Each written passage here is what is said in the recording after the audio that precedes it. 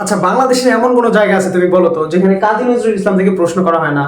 SSC, HSC, চাকরির পরীক্ষা অথবা অ্যাডমিশন টেস্ট, এমন কোনো জায়গা নাই যেখানে কাজী নজরুল ইসলাম থেকে প্রশ্ন হয় না। তুমি যদি এসএসসি অথবা এইচএসসি দেওয়া যাও, সেখানে এমসিকিউতে থাকে, অ্যাডমিশনে এমসিকিউতে থাকে, তারপরে আদার্স যে জায়গাগুলোতে আছে জব পরীক্ষাতে এমসিকিউতে থাকে। তো কাজী নজরুল ইসলাম সম্পর্কে তার জন্মসাল এবং তার যে সাহিত্যকর্মগুলো, এগুলোতে কিন্তু মাস্ট প্রশ্ন আসে। এখন সমস্যা হলো যে এই জায়গায় আমরা কাজী নজরুল ইসলামের একটা গল্প পড়ে গল্পটাকে মনে রাখতে পারি।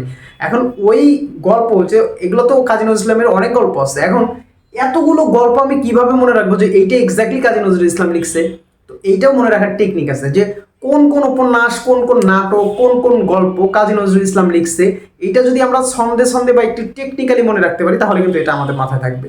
সো আজকে আমরা নাটক নিয়ে দেখাবো যে কাজী নজরুল ইসলামের কি কি নাটক আছে, সেগুলো আমরা কিভাবে মনে রাখতে পারি। এরপরের টেকনিকগুলোতে আমি কাজী নজরুল ইসলামের উপন্যাস, গল্প, ছোট গল্প সবকিছু নিয়ে আলোচনা করব, ঠিক আছে?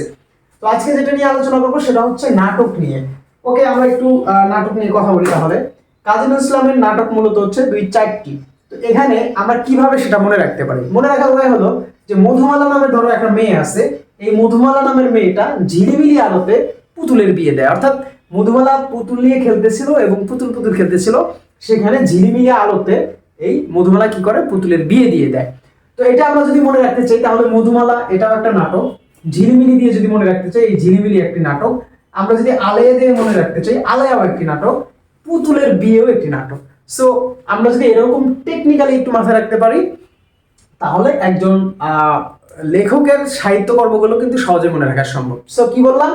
মধুমালা ঝিলিমিলি আলোতে পুতুলের বিয়ে দেয়। সুন্দর টেকনিকটা। তো নেক্সট অন্য কোনো টেকনিক নিয়ে আমরা উপস্থিত হবো। ধন্যবাদ।